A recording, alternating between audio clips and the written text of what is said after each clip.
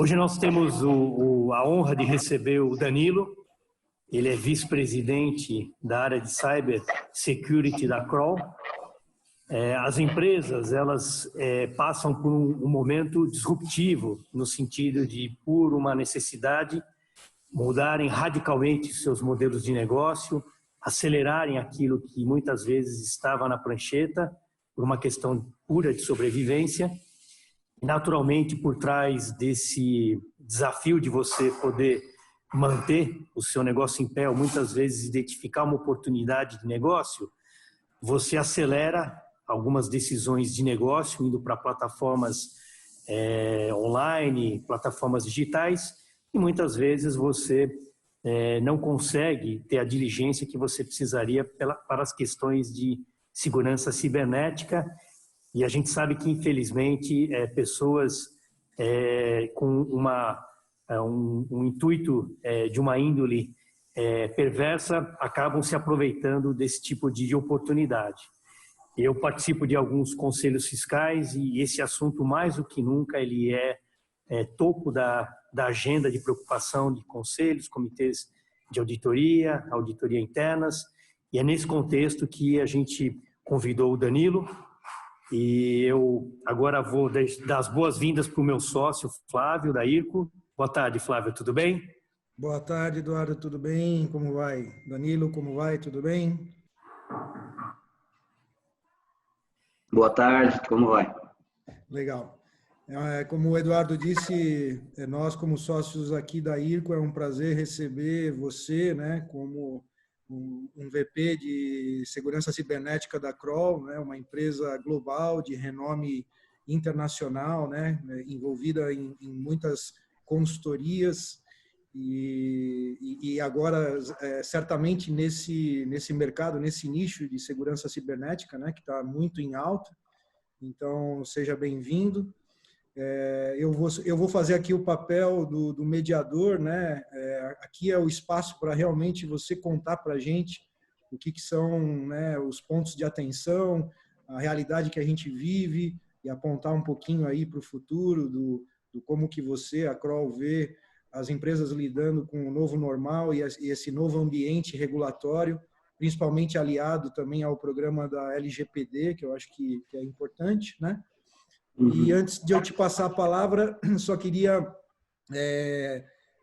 anunciar para todos os atendentes aqui que estão nos acompanhando no webinar, que façam as perguntas. Eu vou fazer o papel aqui de recolher as perguntas para poder ir pontuando para o Danilo na medida que ele for apresentando as questões para a gente aqui, e que esse webinar também é gravado e ele fica no nosso canal do YouTube chamado IRConnection, e ele vai para o ar na próxima segunda-feira.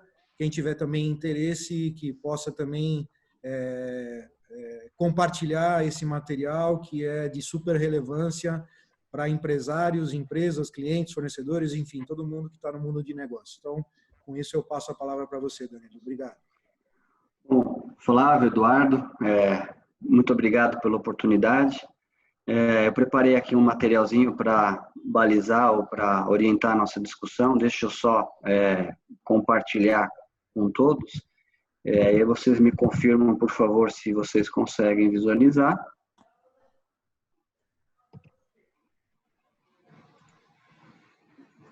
Só um segundinho.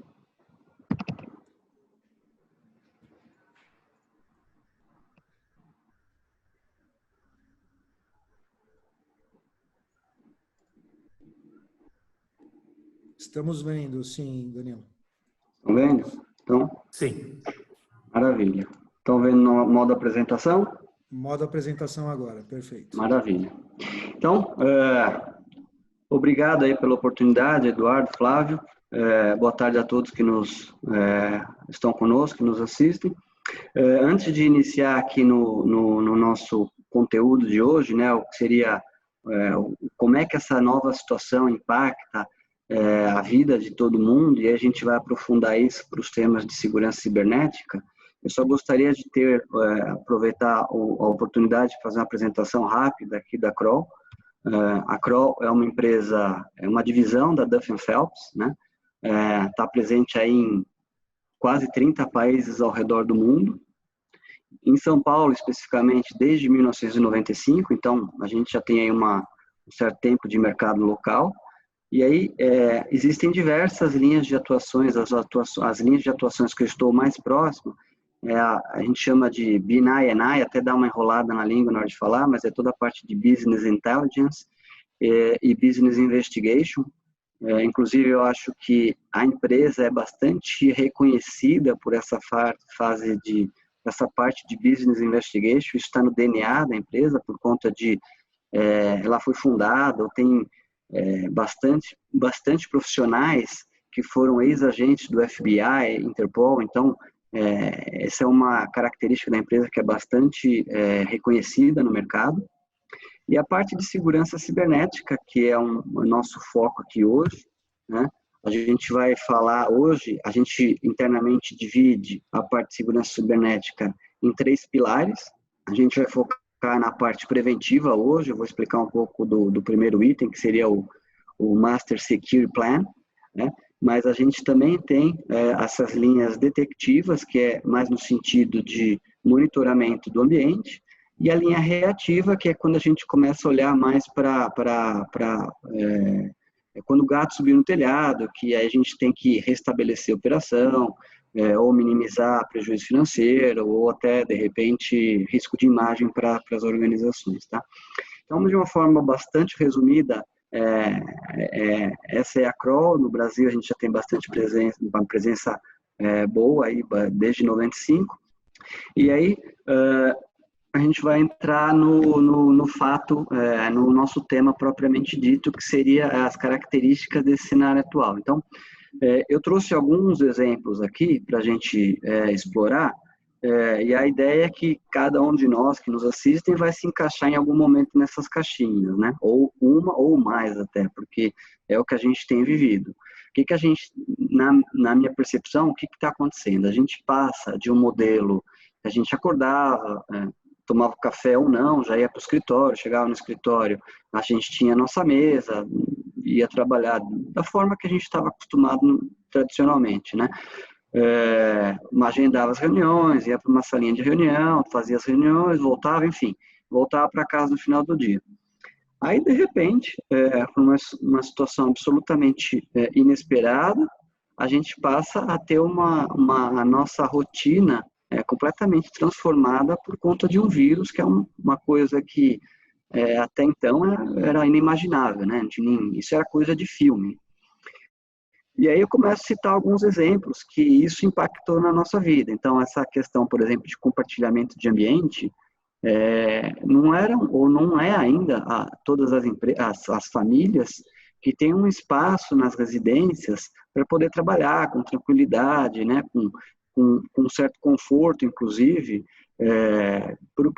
para trabalhar nas questões do dia a dia, né? Então, o que a gente passa a ver a partir desse cenário novo? Seriam pessoas numa mesa de refeição, compartilhando 1, 2, às vezes até 3 pessoas, né? Marido, esposa, às vezes filho tendo aula, compartilhando ali o mesmo espaço, e você vai ver, um está na reunião do outro, porque isso aconteceu com pessoas próximas, ou até comigo. Eu estou aqui, minha esposa está ali, a gente vai ver, um está falando na reunião do outro, porque tem eco, tem o microfone aberto. Então, esse é uma característica que a gente passa a ver, que até então a gente ia para uma sala de reunião fechada, era uma coisa mais estruturada. Infraestrutura, né? Aí são exemplos simples de mesa e cadeira. Eu já vi, por exemplo, jornalista entrando em rede ao vivo, em rede nacional, sentado no sofá da sala, com um laptop apoiado ali num puff. Então, você vê que infraestrutura mínima necessária não existe, né, em algumas situações. Está meio que tudo improvisado. Eu já vi, por exemplo, empresas enviando cadeira para as residências, para a casa das pessoas, porque a pessoa passa ali 8 horas, 10 horas sentado, e não dá para você ficar. Eu já vi pessoas fazendo reuniões no quarto, exatamente para não ter essas reuniões cruzadas com membros da família. Então, é uma questão que até então não estava no radar das pessoas, né? Isso são coisas básicas, mas a gente começa aí, por exemplo, para uma internet, para um Wi-Fi, né? Quando a gente está falando de internet, é uma internet doméstica, diferente de uma internet corporativa, com redundância. Quando a gente está falando de uma internet residencial, as próprias operadoras não estavam preparadas para esse tráfego, né? Então, você passa, de repente, a todo mundo mudar ali ou correr atrás de uma situação que até então não existia, né? Então, a gente está lá tentando trabalhar e a internet cai. Isso aconteceu aqui em casa algumas vezes. Eu tenho uma estrutura de Wi-Fi e internet boa. O próprio Wi-Fi, Wi-Fi doméstica, não é, a priori, né? Ela não está preparada para você ter um uso intenso ali, tráfego intenso de informação.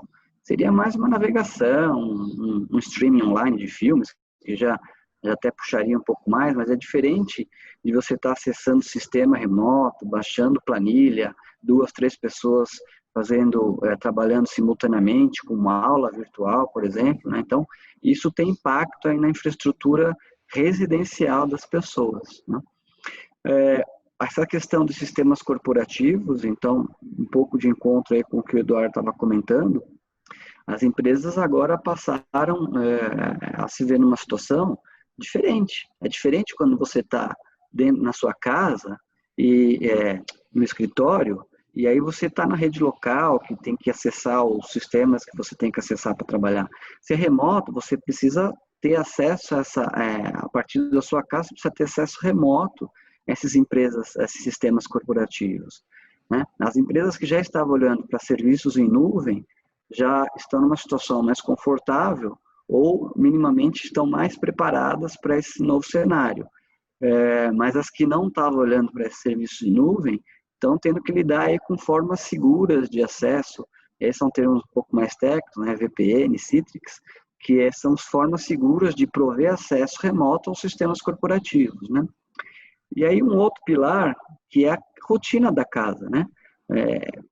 É uma coisa que eu também tenho visto, para quem tem filho, é diferente, porque o filho vê os pais em casa, e quando você vê o pai em casa, é sábado e domingo, né? Seria um momento de descontração. Então, é diferente para uma criança entender que o pai ou que a mãe está em casa, mas está trabalhando. Então, você vê situações que você está fazendo uma conferência e teu filho vai lá e entra na reunião. Então, eu vi um vídeo que viralizou na internet, por exemplo, que um jornalista americano estava lá ao vivo e aí entra um filho, sei lá, 7, 8 anos, abre a porta para pegar um brinquedo, aí logo na sequência, eu não sei se é a esposa ou se é o babá, toda meia torta ali para buscar o filho, e ela está pegando o primeiro, entra um segundo ali num carrinho de bebê, meio que engatinhando, e ela sai toda desconcertada, e a pessoa pedindo desculpa ao vivo ali. Então, não sei se alguém teve a oportunidade de ver, isso viralizou. Essa é a nova realidade que as pessoas estão tendo que se adequar, né? Porque, por enquanto, a escola está fechada. Hoje eu escutei uma notícia, por exemplo, da USP. A USP só volta ao normal ano que vem, né? Aulas presenciais. Então, é uma nova realidade, né? As escolas estão se adaptando. Essa questão de refeição, o que eu tenho visto também? Algumas empresas alocando ou criando centros de custo para que as pessoas possam jogar horas nesse centro de custos. Porque qual que era o normal, né? Você está no escritório, o teu filho está na escola, e você desce, almoça e volta. Era isso, né? Até então. E aí você passa uma situação que ou você pede comida ou você precisa preparar a sua refeição. Então, o que eu tenho visto seriam empresas criando centros de custo para você alocar essas horas. Então, é uma forma que, né, as pessoas e as organizações estão se adaptando a esse novo cenário. O uso intenso de aplicativos também é um outro ponto que me chama a atenção, principalmente essa questão de reuniões virtuais, né? Então, até então, era mais... Acho que é uma questão cultural até, né? No Brasil, a gente tem tem mais estabelecido o modelo presencial. Nos Estados Unidos, por exemplo, eu acho que a questão de uso de aplicativos para reunião virtual ou você trabalhar de casa já era mais estabelecido. Aqui no Brasil, um pouco menos. Mas, de repente, do dia para a noite, o que se vê é esse uso intenso aí de aplicativos de reunião virtual. As pessoas fazendo uso massivo desse tipo de solução, até no sentido de uma transformação digital, talvez, né, que você usar a tecnologia para potencializar as suas atividades ou os seus negócios. Então, isso é uma coisa que tem acontecido bastante, tá? Até essa questão de webinar, por exemplo, explodiu, né? Covid, isso foi até um ponto que a gente tomou cuidado para não ser mais um tema repetitivo, para trazer conteúdo novo para as pessoas.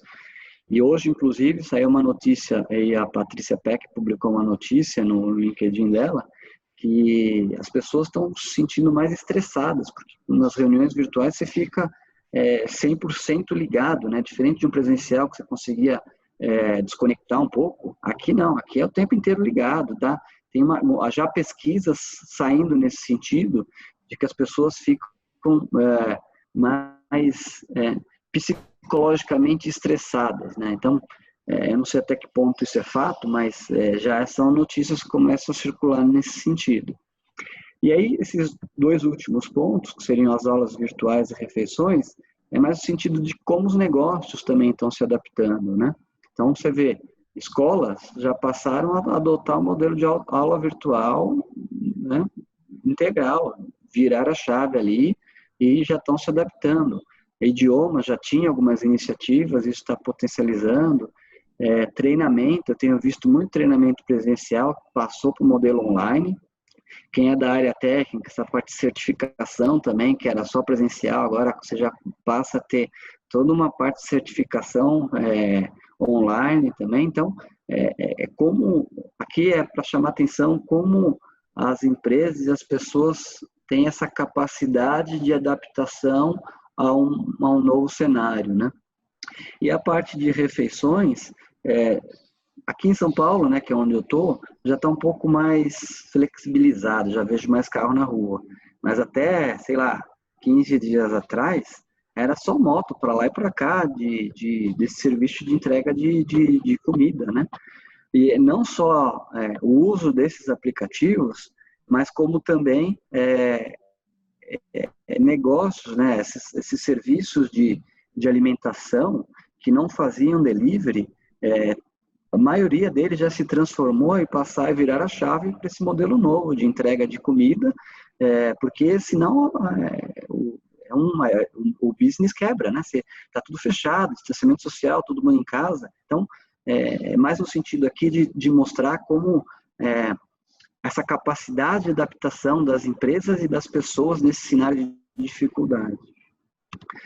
E aí, ou seja, Danilo, desculpa interromper, o que a gente tem aqui de efeito dessa crise ou da Covid, né, como um todo, é uma completa inversão de valores, né, inversão de valores pessoais, né, de como você se adapta, e até mesmo inversão de valores de negócio, né, porque a gente também ouve notícias, por exemplo, que a plataforma Zoom, diante de todo esse assédio e demanda que está acontecendo, hoje parece que vale mais que a Petrobras, né? Que é uma indústria, um monopólio no Brasil, não é verdade?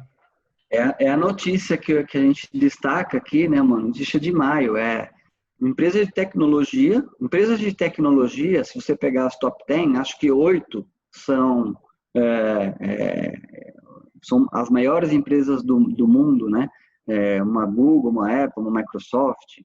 Mas o Zoom, por exemplo, que é a notícia em destaque aqui, ela não era tão grande. E em 3 meses, ela se aproveitou da situação e aí você recebe uma notícia dessa, que ela vale mais em valor de mercado que uma Petrobras, que é a nossa maior empresa brasileira, né? Ou uma das maiores empresas brasileiras, talvez Petrobras e Vale. Então, é uma coisa que é uma empresa de código, né? E, de repente, uma situação que a gente vive, uma demanda de mercado, explode em valor de mercado. Então, essa é uma reflexão, né? Uma outra, que é a pergunta que fica, e aí, esse é de fato o novo normal, né? E aí, são uma notícia aí do valor, assim, as empresas já aderem ao home office como permanente. Então, eu acabei de mencionar a USP no modelo, até o final do ano, pelo menos, nesse modelo remoto, escolas se posicionando, outras escolas fundamentais se posicionando nesse modelo remoto, as empresas de certificação fazendo treinamentos e certificações à distância. Então, eu vi empresas que já se posicionaram no sentido de só voltar no final do ano, outras já se posicionando de forma definitiva para as pessoas que não precisam, de fato, estar presencialmente no escritório. Então, o que eu acho que surge aqui é uma quebra de paradigma, ou minimamente uma reflexão intensa no sentido de você rever os seus valores, né? Eu trago até uma sátira da importância das coisas em 2020. Algumas coisas, tirando o café, que eu acho que vai se permanecer estável, né? Isso não muda. Algumas coisas perderam absolutamente o sentido, ou diminuíram a importância absolutamente, e outras vão ganhando relevância, né? Eu estava, por exemplo, o carro, eu fiz uma reflexão, acho que nos últimos 3 meses eu abasteci 1 ou 2 vezes meu carro. Então, de fato uma reviravolta, né? É um cenário que ninguém esperava, né? Então, Eu não esperava um gráfico diferente para a utilização da máscara. Não poderia caracterizar mais como é esclarecedor, se você precisa ou não usar a máscara, né? tirando essas questões aí que aí são as questões políticas, que acho que não é o nosso foco aqui hoje, né? Mas você tem orientação federal num sentido, estadual em outro sentido, e municipal, e aí cada um fala uma coisa.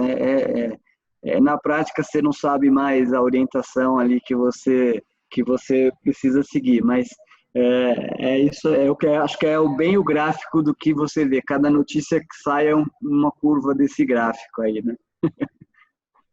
Enfim. Então, esse é o cenário que a gente vê, esse as características, né? Eu acho que se a gente abrir o microfone, cada um vai citar um exemplo, isso é bastante amplo. E aí, na minha opinião, o que a gente deve ter, se isso não vier a segunda onda, né? Ou se isso voltar a um ambiente de estabilidade, o que a gente deve ter, na minha opinião, um ambiente híbrido, né? Acredito que do jeito que era, as pessoas, principalmente essa geração nova, que busca mais qualidade de vida, não faz sentido você ficar 1 hora e meia no trânsito para ir, 1 hora e meia no trânsito para voltar, pegar um transporte público lotado, de baixa qualidade. Então, eu acho que a gente deve ver, as empresas devem passar por um processo de reflexão, porque foi uma quebra de paradigma, né? É possível, né?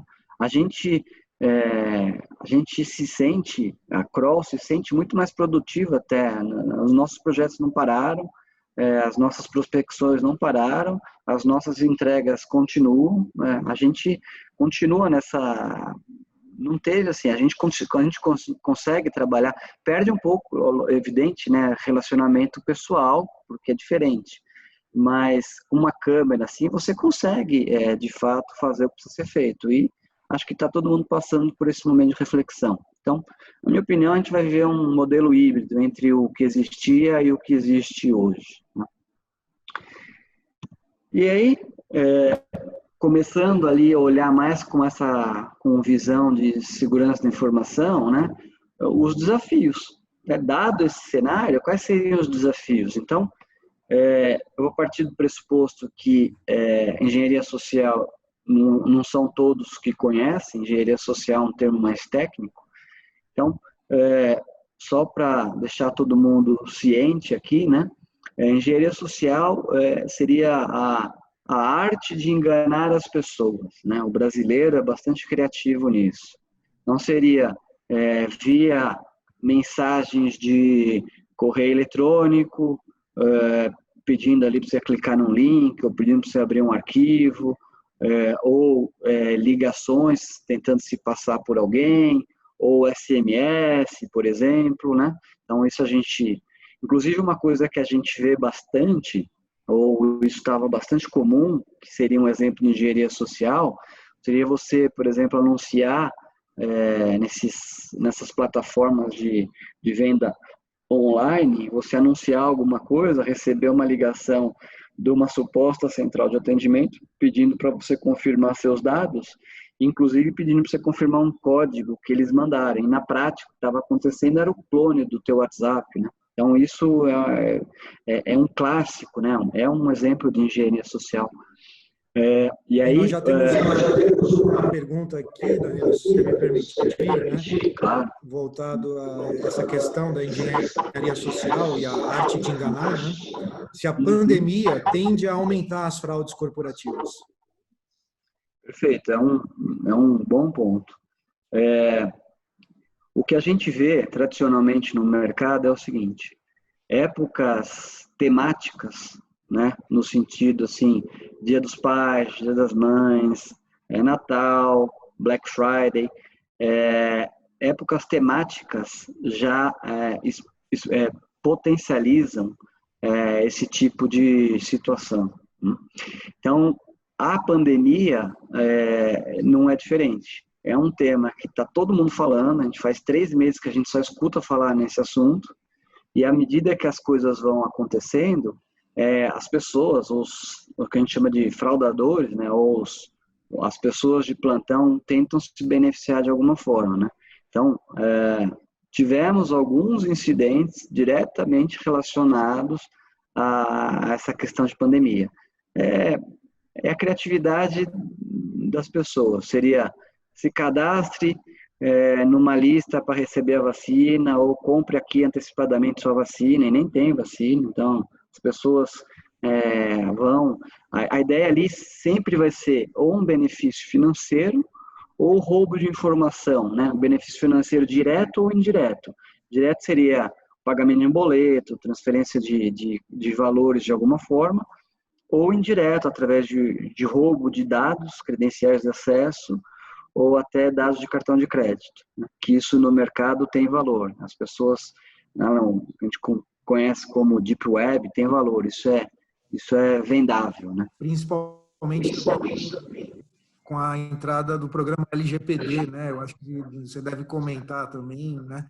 Porque passa a ser algo que gera, na verdade, contingência, multas para as empresas que não cumprirem com o programa aqui no Brasil para o ano que vem. Sem dúvida, né?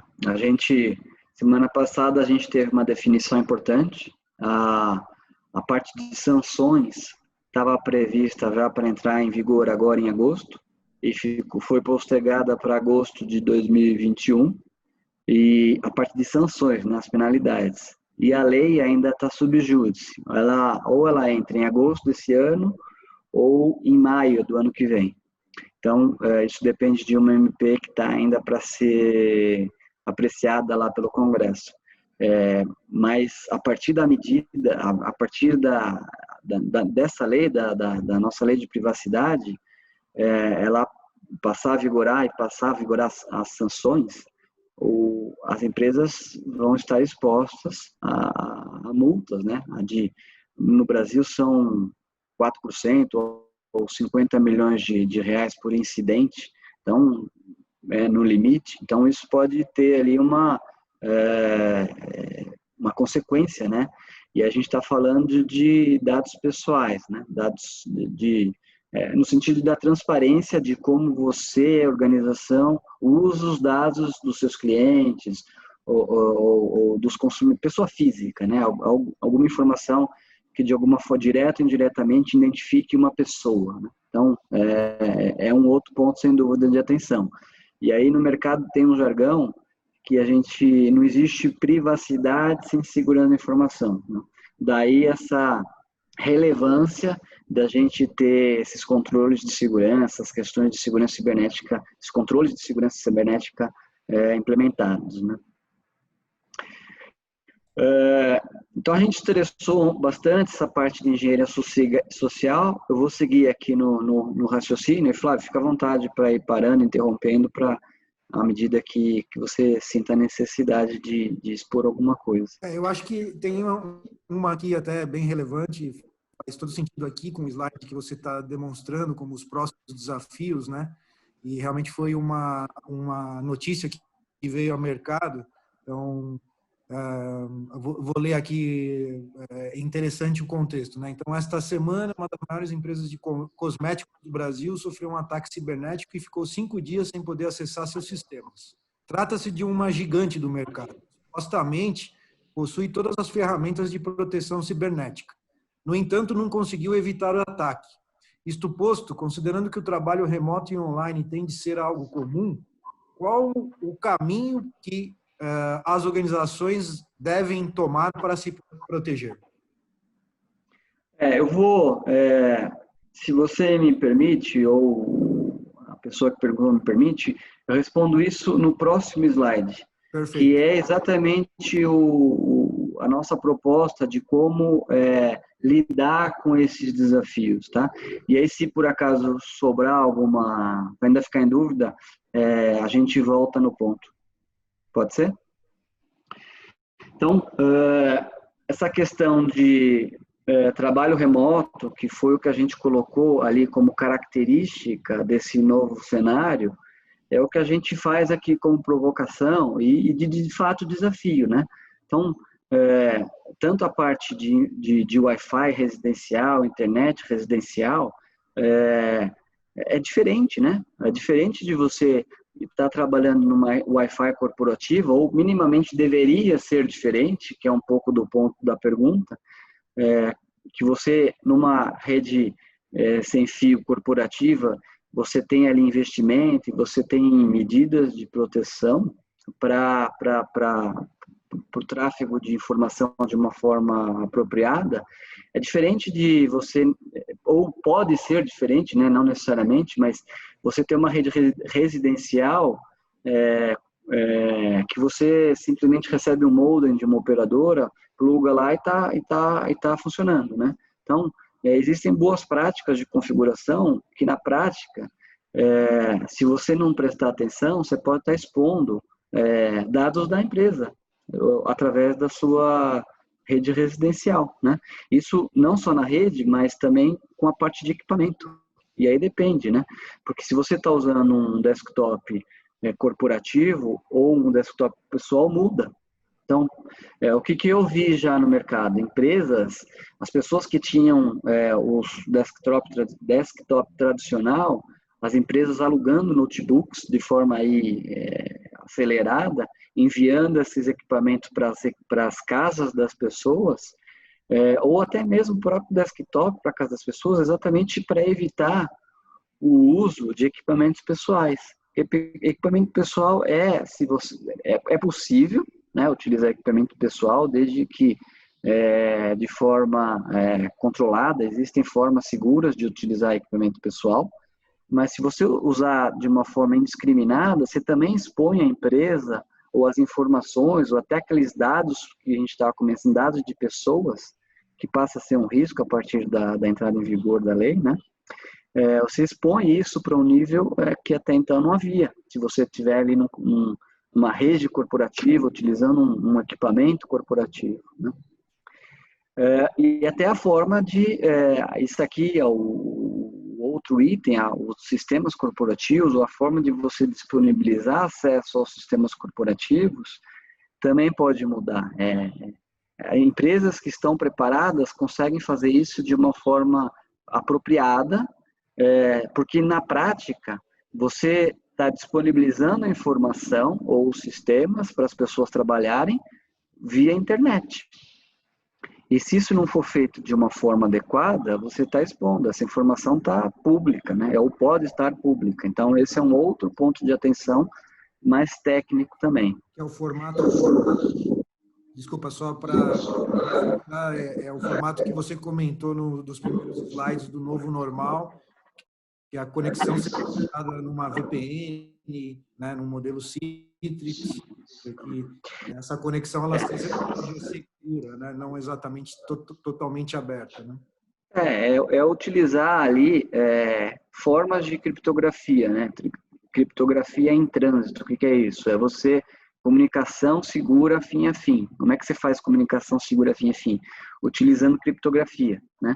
Os acessos via VPN, os acessos via ferramentas que fecham esse canal de seguro de comunicação e ali você evita que essa informação seja exposta ou esteja exposta a pessoas que estão ali na internet buscando de alguma forma se beneficiar. Então, esses são aspectos mais técnicos, mas aqui no último item eu trago também um aspecto de processos, né?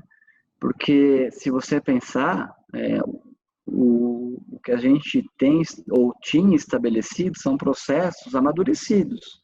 Você está lá na sua empresa, por uma simples questão de já existir há mais tempo, já existiam controles para evitar brechas de segurança ou a exposição a fraudes. E você, colocando as pessoas em casa, esses controles mudam. E aí eu coloco 2 exemplos até triviais, que é o imprimir documento, o assinar documento, que você mudou. Você não tá usando uma impressora do escritório, você está usando a tua impressora da tua casa, ou às vezes você não tem uma impressora na tua casa, né? E aí no equipamento pessoal, como é que você assina isso, como é que você transmite isso de volta? E aí eu acho que, de novo, se a gente abrir o microfone, cada um vai ter um exemplo novo de processo que minimamente não é novo, né? Não tinha assim um amadurecimento daquilo, porque não existiam controles, porque as pessoas estão reagindo a esse novo cenário. Então, isso é um desafio também. Aí a gente, de uma forma geral, a gente tem um desafio cultural, que seria a parte de engenharia social, desafios técnicos e desafios de processos também. E humano, né, que é a parte de treinamento, né? Então, em linhas gerais, é o que eu quis dizer aqui nesse slide. Dado isso, posto isso, o que a gente faz, né? Se você tiver alguma questão, me avisa, senão eu vou passar aqui, que já é inclusive para responder a pergunta aí que você colocou, né? Vamos prosseguir, obrigado. A importância do planejamento, né? Por que é importante se planejar? E eu estou defendendo meu peixe, que é a questão, aquela linha preventiva que a gente tem, que a Kroll tem, que é o que eu mais atuo. Mas não necessariamente a Kroll. Isso, empresas com equipes internas podem se beneficiar desse modelo e ter um approach, um projeto interno na mesma linha do que eu vou mencionar agora, né? Então, um dos serviços que a gente tem, a gente batizou como Master Security Plan. Na prática, é você ter um plano estruturado de segurança da informação. E aí a forma como a gente monta esses planos estruturados em essência, fazendo assessments, né, fazendo avaliações dos ambientes. E para fazer essa avaliação, a gente usa metodologias, que a gente chama de frameworks, e essas metodologias de mercado, uma que eu gosto bastante, que é bem tradicional, são a norma da ISO, né? É internacional, mas existem outras metodologias. E aí nessa metodologia, ela é bem completa, a gente tem ali diversos domínios, domínios são temas, né? Agrupados por assuntos, que é o que eu coloco ali como exemplo do A5 ao A18. E aí, para cada um desses domínios, a gente tem mais de 100 controles, né, para a ISO como um todo. Então, por que isso é importante? E por que isso eu acho que é uma boa prática? E por que isso é a importância do planejamento? Tudo isso que a gente colocou aí como desafio, como novo cenário, se você tem uma avaliação, ou se você já fez uma avaliação nesse sentido, você estaria minimamente mais preparado para enfrentar essa situação. Então, por exemplo, o A6, ele tem controles ou tem ali itens específicos para você fazer avaliação de trabalho remoto, que é exatamente o que a gente está vivendo agora, né?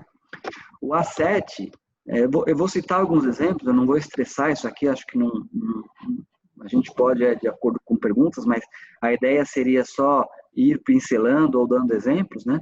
O A7, por exemplo, traz toda a parte de treinamento pessoal, e aí na conclusão, que é o fechamento desse conteúdo, eu trago a importância de se treinar pessoas, gestão de ativos, né? Então, se as empresas já tivessem mapeado quem pode, ou quem não pode, quem deve, quem não deve, as pessoas já estariam com, por exemplo, desktops, com boas práticas de configuração, por exemplo, fazer criptografia de disco, utilizar biometria para autenticação. Então, tem uma série de controles que a gente pode implementar nos endpoints, nas estações de trabalho. A toda a parte de criptografia, que é o que a gente colocou, e o gestão de acesso, o A9 e o A10, que é essa comunicação segura de um ponto ao outro, né? E aí, no limite, o que a gente está falando, e esse modelo aí de disrupção ou de replanejamento de business, né? É toda a parte que a gente olha para a continuidade de negócio, né? A gente nunca, eu nunca tinha previsto, por exemplo, situações de vírus, mas situações de terrorismo, situações de queda de prédio, situações de inundação, terremoto, isso eram cenários previstos. E na prática, você utilizando esse tipo de cenário, é como é que você continua ou faz a gestão do seu negócio numa situação de crise, né, numa situação atípica. Então, aqui o que eu queria passar de mensagem é que existe metodologia e você consegue estar minimamente mais preparado para situações de estresse. Então, a primeira parte é fazer uma avaliação do seu ambiente. E aí, uma vez feita essa avaliação do seu ambiente, o que a gente olha na sequência é a análise de gaps, plano de ação e os entregáveis. O que é isso? Você faz uma matriz de risco, um clássico, uma matriz de impacto versus probabilidade, aquele alto, médio e baixo.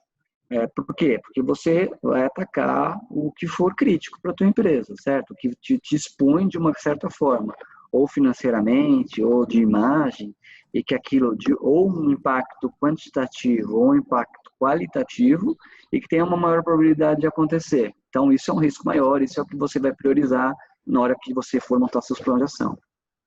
E os níveis de maturidade, você pode até ter os controles implementados, mas aí de uma escala de 0 a 5, ele pode estar no nível 2 ou nível 3, você pode até chegar no nível 5, que é um otimizado. Você vai tendo a gente chama de melhoria contínua, né? Você vai aprendendo com os erros, você vai melhorando à medida que você vai fazendo sua retroalimentação, né?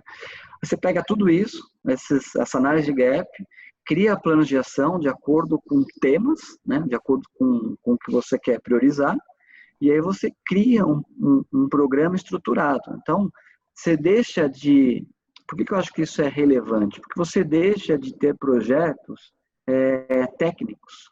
Você está falando, você não vai trocar um equipamento por conta que ele é mais ou menos tecnologicamente melhor ou pior. Você vai colocar esforço porque aquele ponto é um ponto de risco para o teu negócio.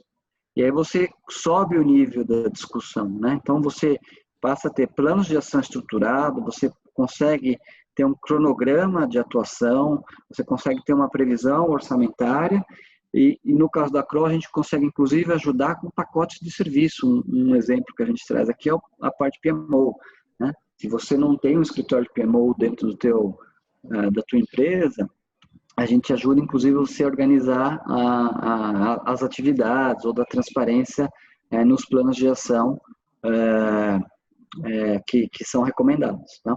Então, em linhas gerais, eu acho que esse é um serviço que a gente tem que é bastante forte, a gente faz bastante projeto em relação... O que tem muito forte no mercado hoje é essa parte de treinamento, planos de segurança de informação, planos estruturados de segurança de informação.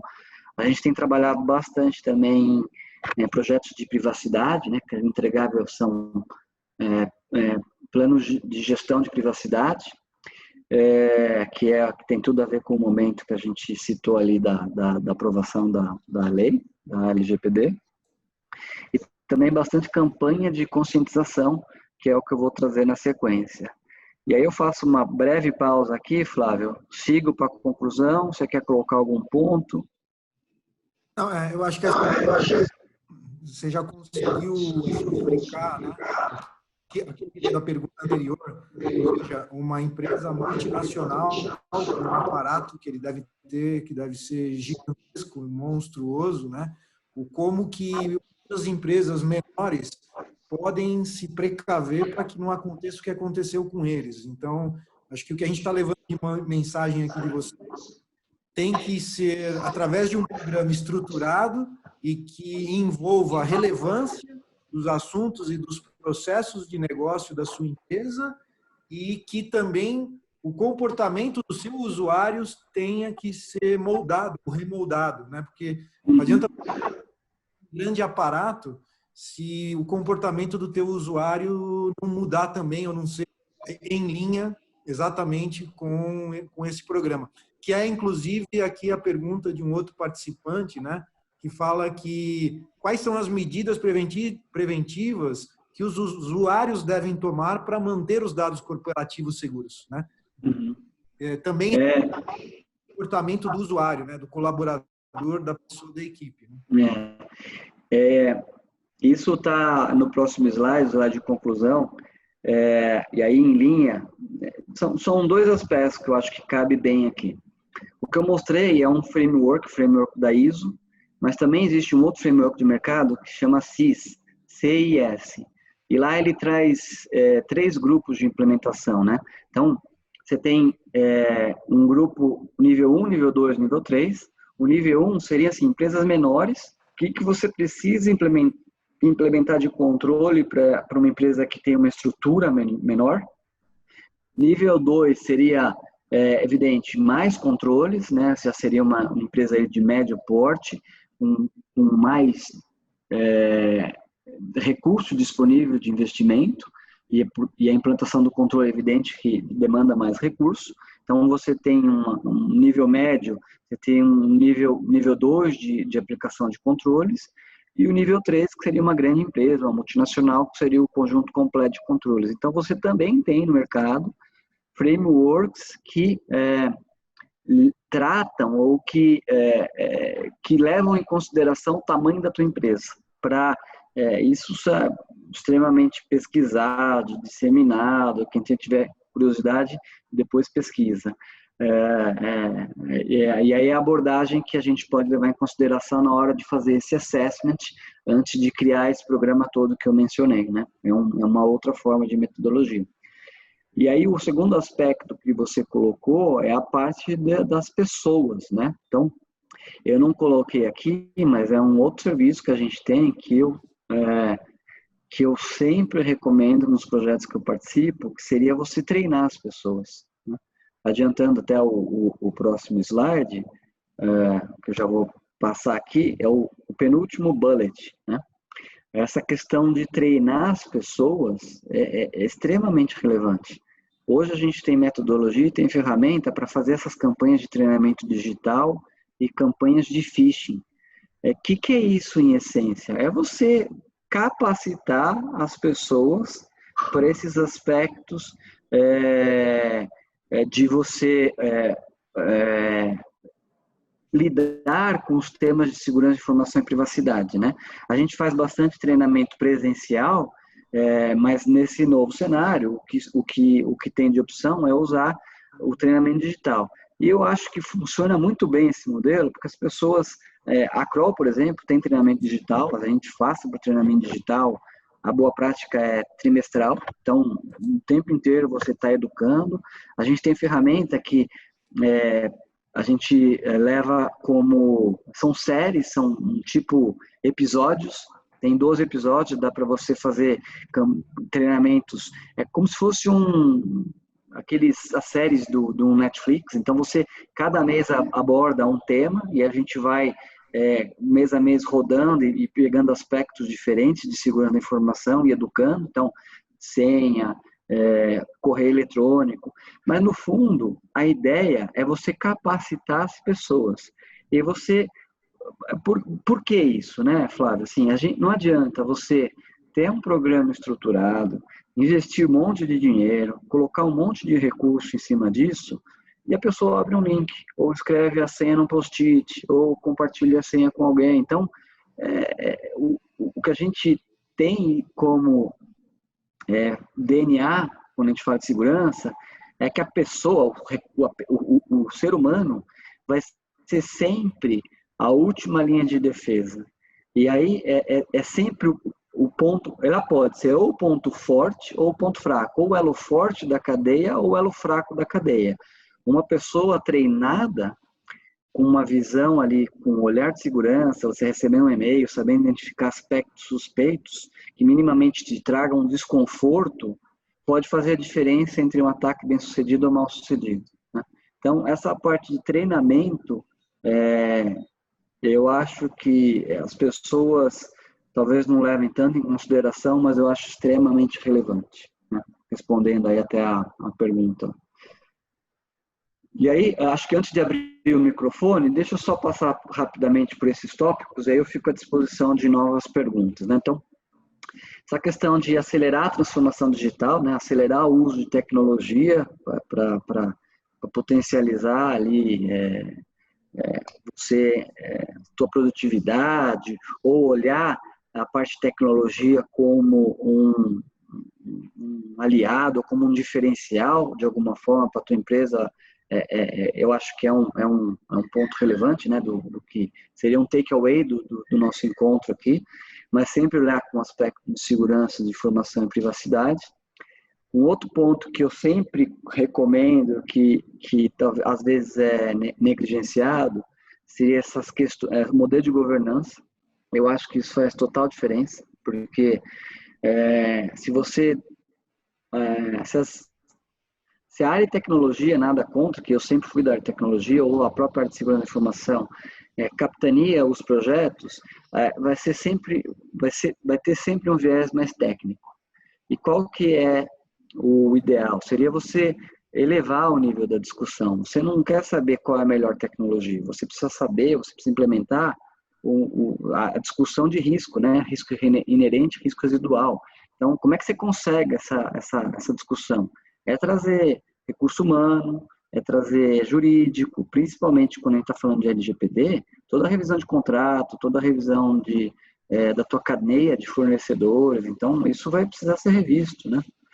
Você trazer pessoas de negócio e aí você tentar ali achar um meio termo do que seria um controle que não te exponha ao risco ou que te traga um risco residual com um valor adequado, né? Então, se a sua perda for menor do que a implantação do risco, faz sentido você implementar um controle, ou se for maior, não faz sentido, né? Você gastar mais para implementar um controle do que você não tivesse e seria o seu nível de prejuízo. Então, essas são as discussões que se tem nesses comitês, nesse modelo de governança. Seria você subir o nível da discussão para falar de risco, né? Risco inerente, risco residual. Essa questão de continuidade do negócio, na prática, é o que a gente está falando o tempo inteiro nessa apresentação. Como é que você continua o teu negócio em situações de crise. E eu trago um exemplo, né? Você olhar para a nuvem já seria uma boa prática, né? Porque o serviço de nuvem por si só já te traz contingência, já te traz redundância. Esses planos de conformidade, eu trouxe um exemplo que são as conformidades com os controles da ISO, e a gente acabou abordando também os aspectos dos controles da LGPD, que é um tema quente aí no mercado, nos últimos, sei lá, um ano e meio, que tem se falado bastante a respeito. E por fim, Flávio, quem não fez isso, né, atacar o que está doendo, né? O que normalmente acontece se você tem uma situação desse e você não se planejou, vai estar tudo doendo. E aí é um problema, né? Mas aí elencar o que é mais crítico, que pode trazer mais risco para a empresa, e atacar o que está doendo, né? Você priorizar ali um ponto ou outro, e aí fazer essa avaliação, essa sugestão de avaliação que eu mencionei nos slides anteriores. Flávio, acho que o que eu tinha para falar era isso, falei bastante. Vou deixar aqui meus contatos, vou abrir para pergunta. A gente já Perfeito. está estourando aí, respeitar o horário das pessoas. Tá. Tem uma aqui que a gente recebeu no painel, Dani. Eu vou dar o benefício da dúvida se é uma pergunta ou uma afirmação, mas eu acho que ela tem, né, uma mensagem contida aqui que é importante até para algum tipo de lenda, né? Ou seja, uma conexão de Wi-Fi residencial com senha está protegida? Depende. Depende do protocolo que você usa, né? Se for aquele... Aí é muito técnico, né? Mas se for o WPA ou WPA2, depende da configuração que você utiliza. Se você colocar uma senha, não necessariamente você está protegido. Existem níveis de proteção. E eu acho que até o comportamento do usuário que a gente estava comentando também pode, né, ocasionar algum problema, né? Até no sentido de qual site que está acessando, enfim, né? Existem uma série de janelas de invasão, né, do seu ambiente que pode propagar para a tua empresa caso você não tiver também com uma conexão fechada. Sim. Até quem quiser saber mais sobre isso, ou essas melhores práticas de configuração, pode me acessar aí ou pelo e-mail ou pelo LinkedIn, e eu compartilho um material que a gente tem, é um material inclusive do CIS, que diz ali o que seriam boas práticas de configuração, né? E aí, ou a própria pessoa ou um profissional treinado consegue fazer ou fazer implementar essa boa prática. Legal. Talvez uma última pergunta aqui, e que seja, na verdade, uma pergunta mais para uma ponderação, né? Uma ponderação mais sob o ponto de vista do tipo do investimento, né, que as empresas precisam fazer.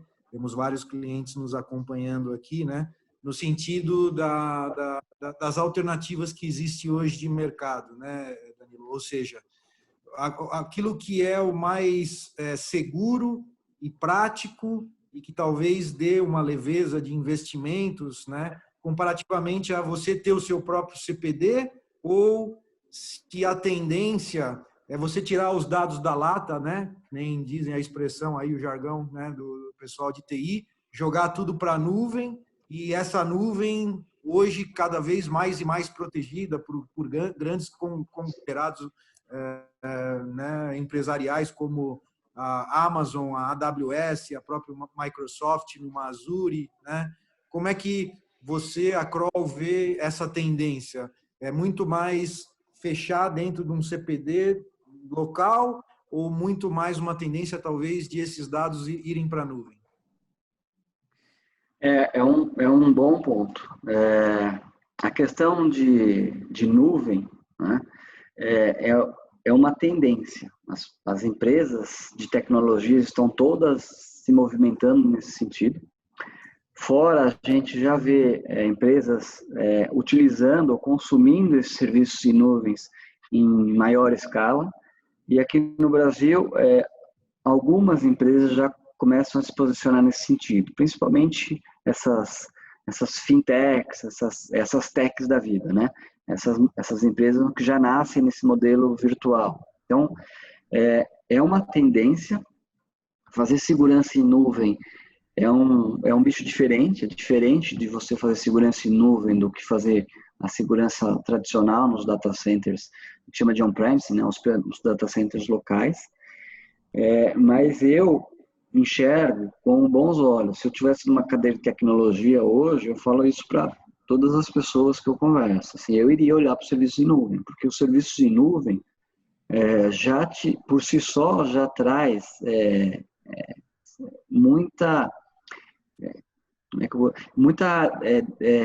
disponibilidade de dados. Você tem todo um data center redundante, né? Você olha, você tem toda a parte de comunicação, né, de internet redundante, você tem toda a parte de facilities redundante, toda a parte de elétrica redundante, toda a parte de refrigeração redundante. Então, você consumir um serviço em nuvem é diferente de você ter 2 data centers, alugar um espaço. Na prática, você vai pagar o que você usa, né? Então, o teu custo inicial de adoção é muito menor. Eu olho com bons olhos, eu acho que é uma tendência, e isso facilita, inclusive, você ter aquele cenário ali que a gente falou de continuidade de negócios, né? Agora, fazer segurança em nuvem é diferente de fazer segurança on-premises. Então, a Amazon, por exemplo, eles têm um paper de mercado que eles falam que é um modelo de responsabilidade compartilhada, né? O shared mode deles. Então, tudo que for relativo à parte de data center, eles cuidam, e você vai ter lá uma equipe monstruosa para toda contingente de data center olhando isso para você, mas os clientes ainda são responsáveis pela parte de segurança dos dados que você coloca na nuvem, né? Então, isso é um ponto importante, porque não adianta você passar isso para a nuvem e achar que está protegido. Não é bem assim. Toda a parte de acesso aos equipamentos, toda a parte de data center e contingência dos serviços em volta, você vai ter isso como um benefício. Mas os dados que você coloca lá, as permissões de acesso, etc., é a responsabilidade do cliente e é a parte de segurança na nuvem, que é uma outra especialização. E a gente, a Kroll e alguns parceiros nossos, estamos olhando para isso com muito carinho, porque a gente entende que, de fato, é uma tendência. Legal. Bem, Danilo, também a gente comentou no começo aqui do webinar, se a gente fosse estender esse assunto, acho que a gente passaria aqui a noite toda, teria que falar a noite toda, mas com respeito aí ao horário de encerramento, gostaria muito de agradecer a você, a participação, por enriquecer nosso conhecimento nessa área tão sensível e relevante para os negócios atualmente, né? Assim sendo, passo a passo, deixar os últimos recados e depois o Eduardo encerrando para nós, ok? Muito obrigado. Da minha parte, é só agradecer a oportunidade, até os meus contatos, agradecer ao Flávio, né, a você, Flávio, ao Eduardo, a Rosana, a Soraya, que organizou esse evento, que está aí nos bastidores ajudando a gente, né, a isso ser possível. Dizer que eu estou à disposição e que foi um prazer participar. Legal. Bem, você no final fez uma referência que para mim marca muito de toda a conversa que você e o Flávio tiveram, Danilo. As pessoas acharem que quando você vai... E aí eu estendo o conceito de nuvem para o virtual como um todo, né? Então, imagina que as empresas, de forma disruptiva, tiveram que sair de processos físicos presenciais em cima de um protocolo que já existia por décadas, muitas vezes, da noite para o dia tiveram que migrar para esse mundo virtual, né? O empresário, ele de forma intuitiva, o fato de ser virtual e você eventualmente não poder fazer a captura de um processo como o físico e o presencial é mais fácil, a gente não pode partir da premissa de que está tudo bem, né? Então, talvez o que fica de mensagem aqui para mim é que quem teve que tomar uma decisão por pura sobrevivência, e às vezes a gente tem que tomar esse tipo de decisão, é respirar um pouco a hora que puder e reavaliar em cima de uma estrutura de matriz de risco, com alguma metodologia e de fato tentar preencher os buracos aí para ter a certeza que não vai amanhecer com problemas maiores, né? Então, eu gostaria aqui de agradecer imensamente você, o Flávio, os participantes. Nós temos feito e continuaremos fazendo esses webinários semanalmente e desejo que todos permaneçam em casa com saúde, com as suas famílias. Até mais, então. Uma boa noite a todos. Perfeito. Boa noite. Obrigado, pessoal. Boa noite. Tchau, tchau.